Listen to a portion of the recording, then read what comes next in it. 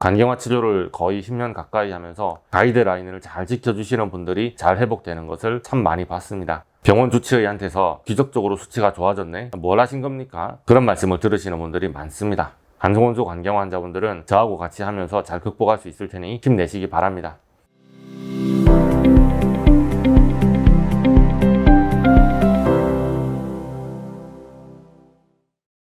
안녕하세요, 명쾌한 체원장입니다. 우리 간경화 말기 환자분들을 위한 간경화 영상을 오랜만에 올려봅니다. 복수나 황달, 식도 정맥류가 심한 분들을 위한 잔소리를 참 많이 했는데 간성혼수가 심한 분들을 위한 안내 영상이 없어서 오늘은 간성혼수의 증상과 악화 단계, 간성혼수를 완화시킬 수 있는 치료법과 명쾌한 알러지 치료를 통한 간성혼수 치료 과정을 설명해 보도록 하겠습니다.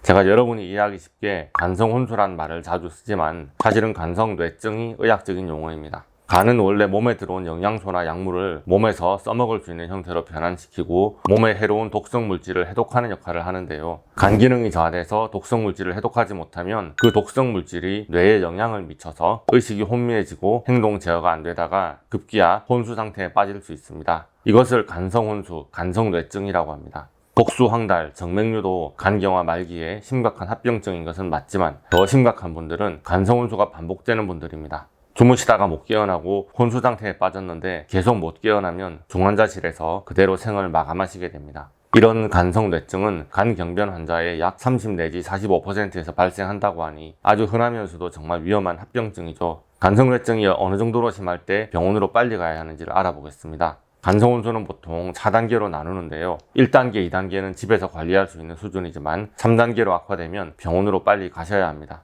1단계는 평소보다 예민하거나 무기력한 느낌입니다. 지나치게 졸려하거나 아예 잠을 잘 못 자고 불면에 시달리는 경우도 있고요. 불안해하고 집중력이 떨어지고 안절부절하는 경우도 있습니다. 반응이 느리고 자제력이 약해집니다. 말이 어눌해지면서 느려집니다. 발음이 잘 안 된다고 하시는 분도 계시는데 증상이 이렇게 경미하면 1단계로 봅니다. 이 정도 시기에는 가족들이 빠르게 대처하면 회복이 가능하다고 보고요. 다음 2단계는 기운이 없고 시간이나 장소, 날짜에 대한 감각을 상실해서 자주 헷갈려 합니다. 성격이 고집스럽고 공격적으로 변하고 행동 조절이 잘 안 되고 발음이 어눌해지고 손발이 휘청거리거나 손 떨림이 심해지고 걸음걸이가 불안정해집니다. 대화의 앞뒤가 잘 맞지 않습니다.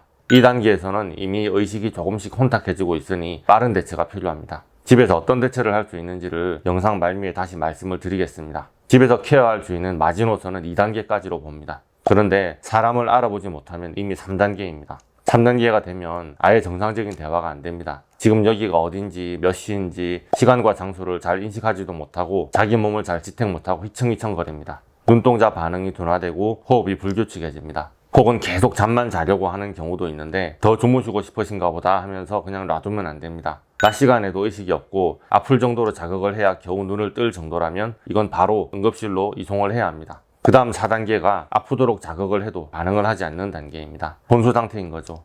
간경화 말기에 명쾌한 알러지 치료를 받으시는 분들 중에도 평소에도 이런 간성혼수 1, 2단계가 계속 지속되시는 분들도 많습니다. 저와 상담을 할 때도 멍하니 허공을 보시면서 집중을 잘 못하고 제가 하는 말을 잘 못 알아듣고 또 원장실이나 침구실에 들어오는 방향이나 나가는 방향을 잘 못 잡으셔서 한의원 안에서도 길을 헤매시고 남녀 화장실을 헷갈리신다든가 침을 맞는 도중에도 자꾸 막 벌떡벌떡 일어나려고 몸부림을 치기도 합니다. 하지만 정작 본인은 본인의 행동이 이상하다는 것을 인지를 잘 못합니다. 그리고 손을 미세하게 떨고 있고 말이 어눌합니다. 저하고 상담을 할 때도 명료하게 대화가 잘 안 되고 뭔가 대화가 겉도는 느낌입니다. 하지만 이런 경우는 보호자님들이 꼭 동반을 해서 오시니까 치료는 가능합니다. 하지만 집에 가서 갑자기 밤이나 새벽에 의식이 혼미한 채로 발견돼서 응급실에 갔다 왔다는 이야기를 자주 전해 들었습니다.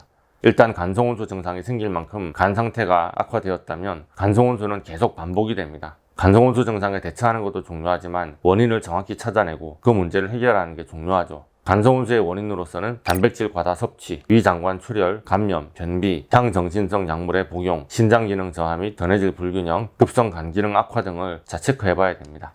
평소에 건강하시던 분이라도 약을 잘못 드시면 급성 간염 때문에 간성혼수 증상이 나타날 수 있죠. 급성 간부전이 원인인 경우라면 급성 뇌부종으로 인해 사망률이 매우 높습니다. 그래서 이런 경우는 응급 간이식을 진행하는 경우도 많아요. 근데 그런 분들은 명쾌한 체원장 유튜브를 볼 시간이 없었을 겁니다. 제 영상을 구독하시는 말기 간경화 환자분들은 급성 뇌부종보다는 단백질 과다 섭취, 위장관 출혈, 변비를 조심해야 합니다. 단백질은 소화되는 과정에서 암모니아가 발생하죠. 암모니아는 간에서 요소로 바뀌어서 몸 밖으로 배출되어야 하는데 간 기능이 저하되면 이 과정이 잘 진행되지 않아서 암모니아가 혈액을 통해서 중추신경계, 대뇌로 유입되어 여러 신경학적 증상이나 의식 변화, 행동 장애 등의 증상을 일으키게 됩니다. 그래서 간성온수가 지속적으로 악화되는 경우에는 단백질의 섭취량을 줄이셔야 돼요. 또 변비가 심한 것은 간성온수에 무조건 안 좋습니다. 변이 장에 오래 머무를수록 세균 작용에 의해서 암모니아가 발생할 가능성이 높아지는 데다가 변비 때문에 배출이 잘 되지도 않으니 암모니아가 혈관으로 재흡수돼서 뇌로 들어가는 상황이 생기잖아요. 그래서 차라리 관장약을 써서 빨리 설사를 해서 암모니아가 체내에 흡수되지 않게 해야 합니다. 그런데 간성온수의 원인 중에 위장관 출혈이 있죠. 뜬금없다고 생각하실 수도 있는데요. 명쾌한 패밀리 중에서 위장관 출혈로 인한 간성온수로 사망하신 케이스가 있었습니다. 혈소판 수치가 2만 이하로 너무 낮아서 평소에도 출혈을 걱정하면서 신경을 썼던 분입니다. 그런데 밤사이에 주무시다가 위장관 출혈이 지속되었는데 보호자는 그것을 전혀 모르죠. 그러니까 피를 토하는 것도 위험하지만 혈액을 토하지 못하고 계속 위장으로 넘어가서 삼키는 것도 위험합니다. 혈액에도 단백질 성분이 있으니 그것이 재흡수되어서 밤새 간성온수를 일으켰고 아침에 발견되어서 119로 이송되었지만 그대로 돌아가셨습니다. 그런데 이런 경우는 특별한 상황이고 일반적으로는 먹는 음식으로 인한 간성온수가 훨씬 더 많습니다. 단백질 먹지 말라니까 안 먹으면 되는 거 아닌가 생각할 수도 있습니다. 그런데 알러지 치료 중이었던 명쾌한 패밀리께서 간성온수로 응급실에 갔다 오셨다길래 아니 뭐를 드셨습니까 했는데 흰 쌀밥에 그냥 간장을 비벼 드셨다고 하더라고요. 쌀에도 단백질은 있습니다. 간장은 콩으로 만든 메주를 띄워 만들었기 때문에 약간이지만 단백질이 들어있습니다. 그런데 고기나 생선이 아니고 밥이나 간장에 들어있는 단백질 때문에 간성온수가 올 정도면 이건 더 이상 먹을 음식이 없는 수준인 거죠. 여러분들은 낙담을 하시겠지만 이렇게 상태가 심한 분들도 명쾌한 알러지 치료를 통해서 간성온수를 극복하고 간경화 말기임에도 더 나아지신 분들이 많습니다. 병원 주치의한테서 기적적으로 수치가 좋아졌네? 뭘 하신 겁니까? 그런 말씀을 들으시는 분들이 많습니다. 단 명쾌한 알러지 치료를 열심히 받고 식단을 잘 지키면서 시키는 대로 실천하셔야 합니다. 흰 쌀밥에 간장은 제가 먹어도 된다고 했던 음식이 아니잖아요. 간성온수가 심하신 분들 중에서 마치 치매인 것처럼 고집이 세지고 강하게 자기 주장을 하시면서 원하는 대로 마음대로 드시는 분들이 간혹 계시는데요. 추천해드린 간경화 식이요법은 간성온수는 물론이고 복수나 식도 정맥류, 황달이 있는 경우에도 모두 적용해볼 수 있는 식단이니 가이드라인대로 엄격하게 식단을 지켜주시기 바랍니다. 자, 그래서 간성온수가 심한 분들을 위해서 예방적으로 할 수 있는 대처법을 3가지 말씀드리겠습니다. 첫 번째, 장에만 작용하는 항생제입니다. 장에서 세균이 단백질을 분해하면 암모니아 수치가 올라올 테니 세균을 죽이는 항생제를 써서 장내 암모니아 생성을 감소시켜보자는 컨셉입니다. 체내로 흡수되지 않고 장에서만 작용하는 항생제 노르믹스는 하루에 3회 2알씩 복용할 수 있고요. 혹은 천연항생제인 베르베린을 복용하실 수도 있습니다. 그런데 노르믹스는 제가 처방할 수 없고 주치의에게 여쭤봐야 하는데요. 간 기능이 너무 저하되어 있으면 약 복용이 간에 부담이 될 가능성이 있으니 이거는 주치의와 상담이 필요합니다. 그래서 저는 관장을 더 권하는 편입니다. 간성온수가 심하다면 하루에 2번 이상 변을 보는 것을 목표로 삼으시길 바랍니다. 하루에 아침 저녁으로 2번 관장을 하자는 말입니다. 먹는 게 없으니 화장실 갈 일이 없어요 말씀하셔도 장을 씻어내는 그 자체가 중요한 겁니다. 암모니아의 원인이 되는 장내의 독소를 제거하는 것이니까요. 추천하는 변비약으로는 락툴로스가 있습니다. 제품명으로는 듀파락이라고 합니다. 락툴로스는 인체에서 흡수가 안 되는 이당류예요. 그래서 장을 그대로 통과하면서 삼투압을 높여서 장내로 물을 끌어당깁니다. 그래서 수분에 녹아있는 암모니아 이온도 대변으로 끌어당기면서 장 운동을 활발하게 하여 대변을 배출시키는 원리입니다. 대변량이 많아지면서 변비가 완화되거나 설사가 생기게 되는데 이때 혈중 암모니아도 같이 제거되면서 암모니아 수치도 떨어집니다. 락툴로즈 성분의 먹는 변비약과 관장액이 있습니다. 이것은 약국에서 구매할 수 있습니다. 그런데 관장이라 하면 커피 관장 이야기를 빼놓을 수가 없죠. 락툴로즈 관장은 증상이 심각할 때나 병원에서 사용하는 경향이 있고요. 매일 하루에 2번씩 하는 관장은 커피 관장을 주로 추천합니다. 커피 관장의 효과는 1차 세계대전 때 우연하게 발견됐다고 합니다. 그 전쟁통에도 수술을 하는 외과 의사들에게는 커피를 끊이지 않고 보급을 했다는데 간호사들 생각에 의사들이 저렇게 커피를 자주 먹는 데는 이유가 있지 않겠냐 생각을 하면서 부상자들 통증 완화를 위해서 관장을 할 때에 남은 커피를 관장에게 섞어봤답니다. 그런데 생각외로 효과가 너무 좋았다고 해요. 그래서 커피 관장이 해독작용과 변비 개선, 소화기능 향상, 통증 완화, 간기능 강화에 효과가 좋다는 것이 알려지게 됐습니다. 특히나 카페인이 담즙 분비를 자극하면서 담관을 확장시켜 담즙의 흐름을 원활하게 하여 간 내 독소 배출을 돕는다는 것이 알려졌습니다. 또 커피 성분이 세포 손상을 방지하고 약물 대사를 원활하게 하고 특히나 암성 통증을 관리하는 데도 좋다고 합니다. 그래서 관장이라고 하면 커피 관장이 대세가 된 거죠.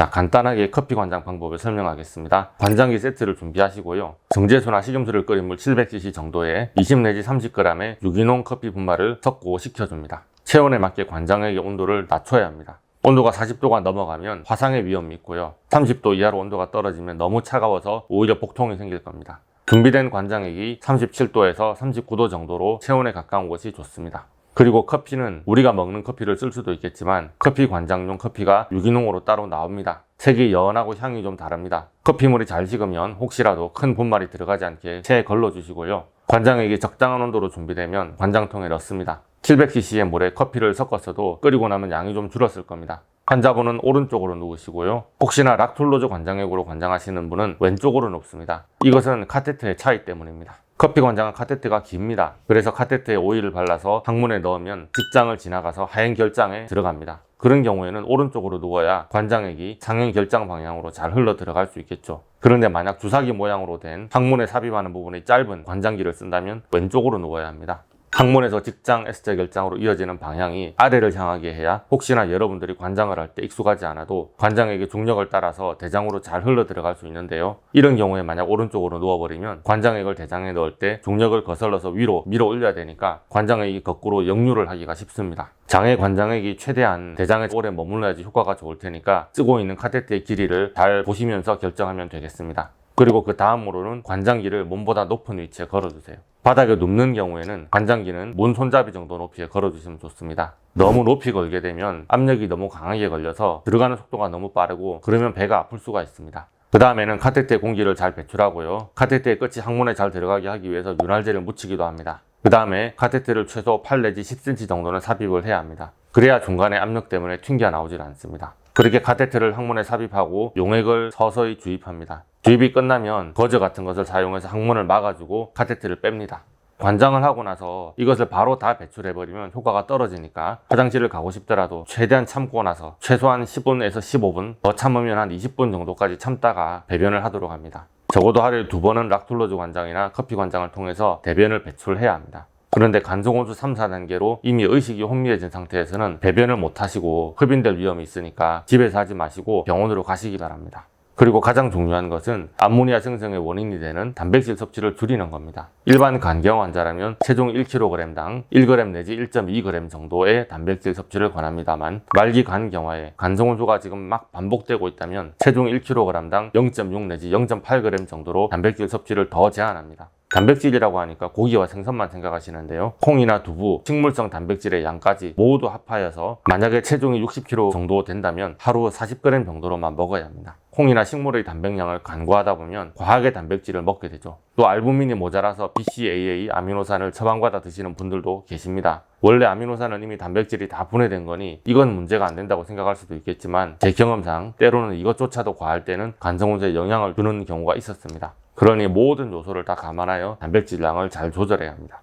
자, 이렇게 집에서 할 수 있는 3가지 방법을 설명했습니다. 명쾌한 알러지 치료를 진행하면서 이런 세세한 사항 하나하나를 다 챙기고 있습니다. 하지만 저의 주된 치료 전략은 알러지 치료입니다. 알러지 치료 항목 중에도 단백질과 관련된 것은 달걀이나 콩, 아미노산, 또 철분의 하부 항목인 육류, 비타민 A 하부 항목인 생선이나 어패류 등입니다. 이런 항목을 다 치료해서 이런 음식에 대한 인체의 과민 반응을 줄이고 흡수율을 높이고 그렇게 하면서 간을 점점 회복시키는데요. 이런 항목을 치료할 때도 영양 반응으로도 일시적으로 간성혼수가 오는 분들이 많았습니다. 그러니까 너무 놀라지 마시라고 미리 말씀을 드립니다. 치과에 가서 아픈 치아를 건드리면 더 아픈 것처럼 간성혼수의 원인이 되는 항목을 건드리면 일시적으로 간성혼수가 조금 올 수 있죠. 이건 치료가 잘 되는 과정이니까 갑자기 증상이 좀 올라와도 너무 놀라지 마시고 간성혼수가 주증상인 간경화 말기 중기 환자분들은 미리 관장을 하루에 2번씩 잘 하셔서 락툴로즈를 미리 잘 챙겨 드시고요. 그리고 심하게 증상이 온다 하면 지체하지 말고 바로 병원으로 가시는 것이 좋습니다. 알러지 치료를 하고 증상이 나빠지면 병원 가라 하면 되니까 아이고 명쾌한 최 원장님은 진료 참 편하게 하시네 그렇게 말씀하지 마시고요. 꾸준히 단백질, 아미노산, 간대사와 관련된 영양소 알러지 치료를 하면서 제가 세팅해 놓은 치료 프로토콜들을 잘 따라 주시기 바랍니다. 간경화 치료를 거의 10년 가까이 하면서 가이드라인을 잘 지켜주시는 분들이 잘 회복되는 것을 참 많이 봤습니다. 치료가 진행되면서 조금씩 더 나아지게 될 테니까 너무 걱정하지 말고요. 간성혼수 간경화 환자분들은 저하고 같이 하면서 잘 극복할 수 있을 테니 힘내시기 바랍니다. 자, 오늘은 간경화 중기 말기 간성혼수가 많은 환자분들이 어떻게 대처하고 예방할 수 있는가, 관리할 수 있는가에 대해서 설명을 드렸고요. 도움이 되셨다면 좋아요, 구독, 알림 설정 부탁드리겠습니다. 질문이 있으신 분들은 네이버 톡톡이나 댓글로 문의를 해주시면 되겠습니다. 감사합니다.